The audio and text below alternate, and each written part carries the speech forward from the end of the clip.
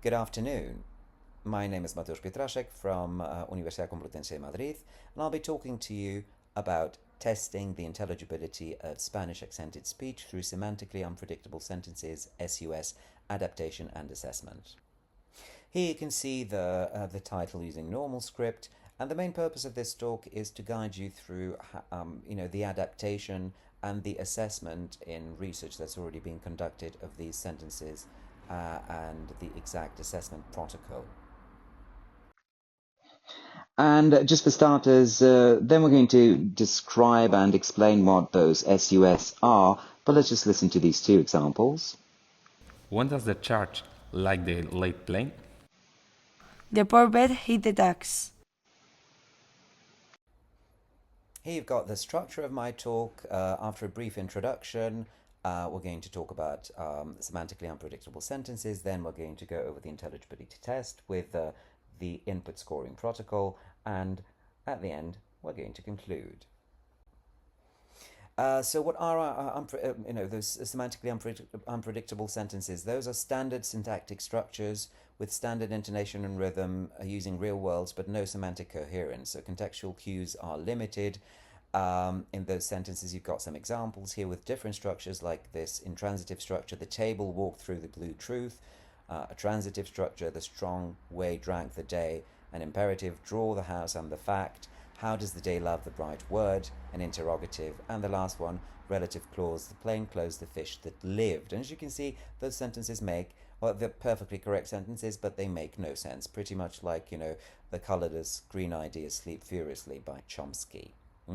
Now, the general constraint, by the way, these were first used back in the 90s. You've got the reference here on the screen to test the intelligibility of computer-generated speech back in the 90s, when that speech was not as good as nowadays, where it's, well, when it reflects human speech very realistically, and it's very hard to distinguish, or it's impossible to distinguish between a computer generated excerpt and human speech. So what are the general constraints for those semantically unpredictable sentences? Normally, the word limit per sentence is 8.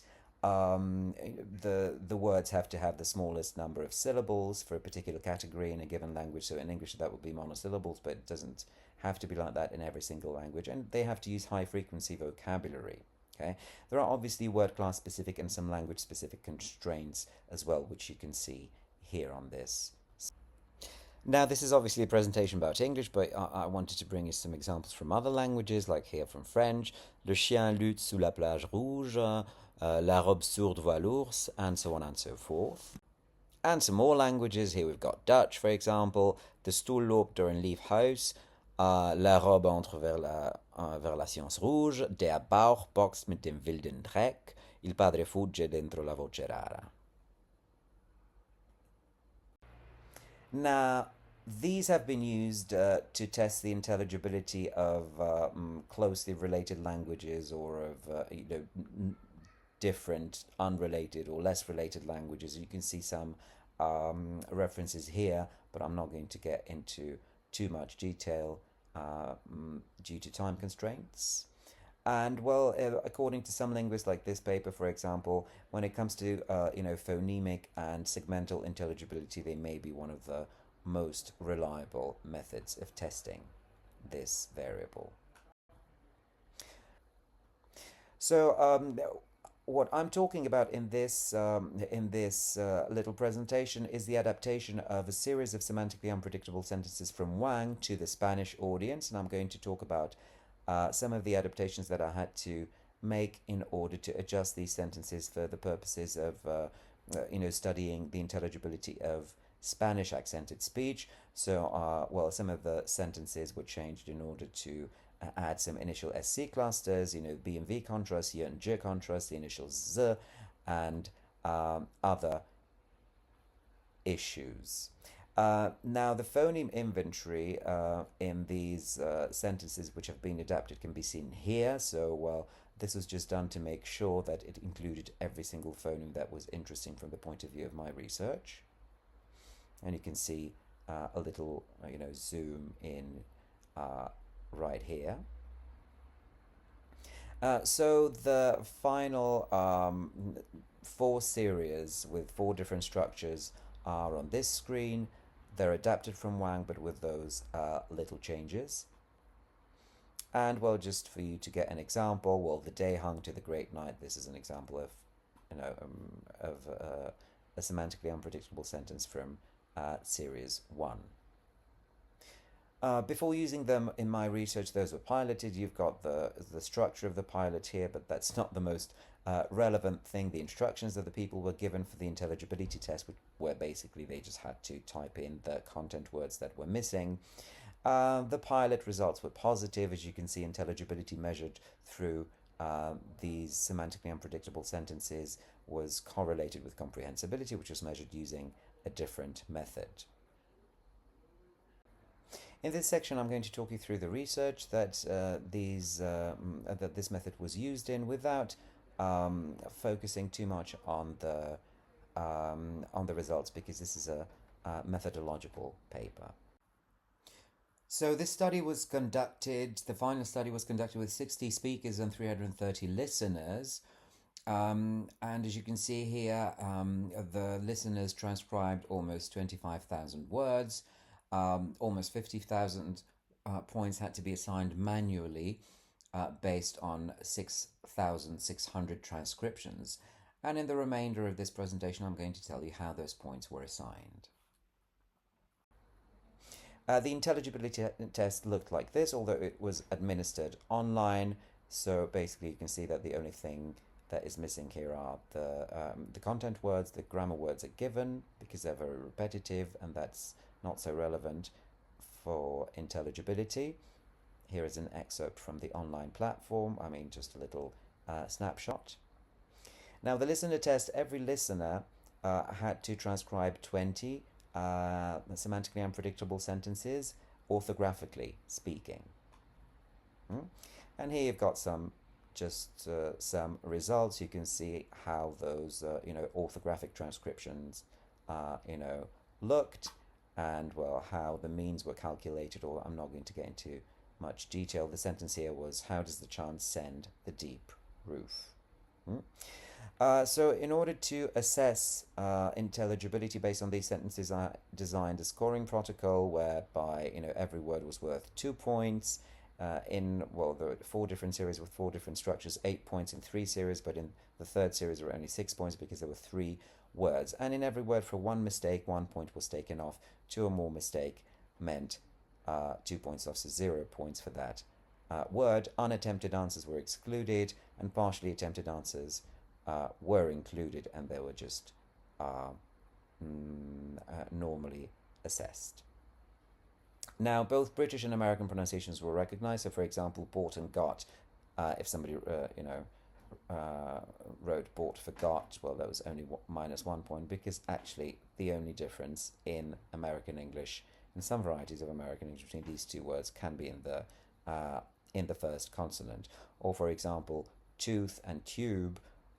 Obviously, well, tooth and tube in British English, that would be 2 mistakes, minus 2 points. But, well, tooth and tube, we could assume that in some varieties of Standard English, well, th and b are the only difference between these two words, and the same goes for stalk and stock. And as you can see at the bottom of the page, Benoit, that was the original researcher who designed these sentences, who used these sentences for the first time, just evaluated them on a yes or no 1-0 basis. Now, in my research, in order not to miss any relevant information, a specific scoring protocol was designed. So homophones were treated as fully correct, week, week, night, night, cell, cell, and so on. Some alternative answers, like, for example, when people wrote 2 different things, sang or sank, well, that was, and if one of them was correct, that was minus 1 point only.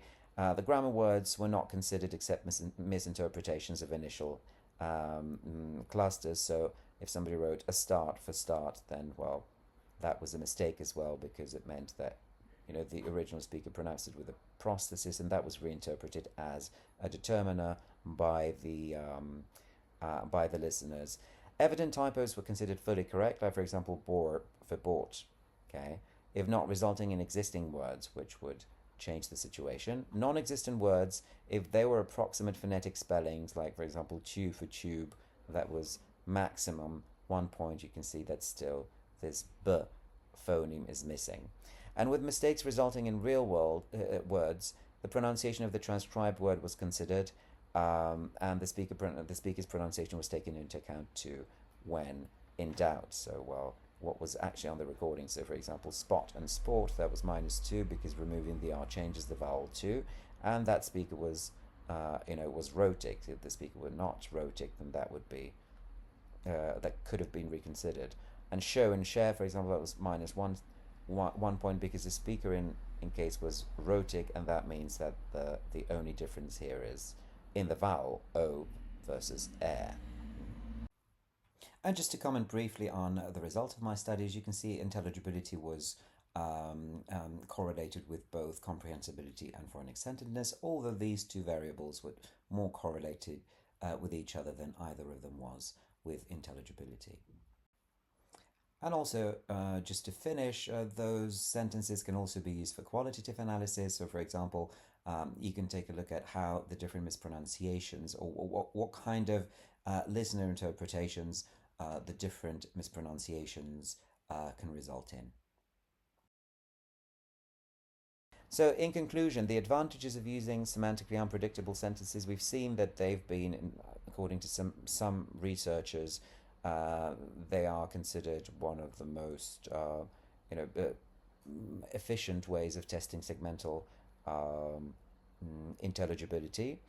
Their natural speech in terms of intonation, because they're real sentences, okay. They're efficient for phonemic intelligibility, as I mentioned, okay. There is no semantic context, which means that when testing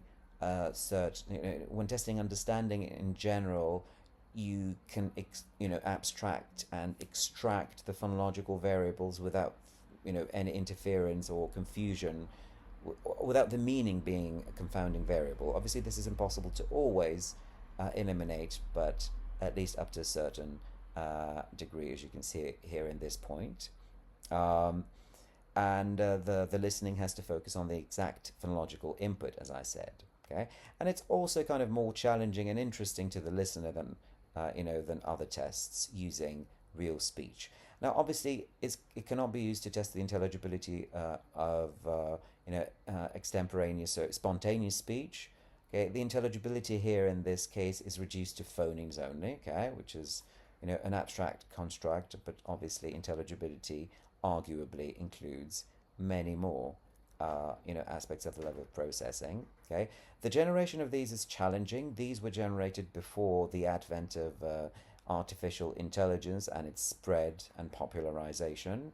I haven't tried it yet, but normally there is a procedure. That's why I decided to adapt those sentences and not to create my own for the research, so that they were at least partially validated. The point assignment is tricky, especially for the languages with no straightforward spelling to sound correspondence, such as English, so that's why this protocol was very, very important. The protocol has more points, we only saw some of them. Some people have tried to use a 1 or 0 per sentence strategy, so the sentence was fully recognized, that's 1 point, if not 0, but that doesn't seem to be useful. But in general, I'd like to say that the assessment of these has to be very strict, and it has to be predefined in order for them to be comparable, at least among each other, even within one study. And last but not least, before I say goodbye, let's just reveal the semantically unpredictable sentences from the beginning. When does the church like the late plane? The poor bed hit the tax. So thank you very much for your attention. You've got some contact details. Do not hesitate to contact me should you have any queries or questions. And I wish you a very happy day.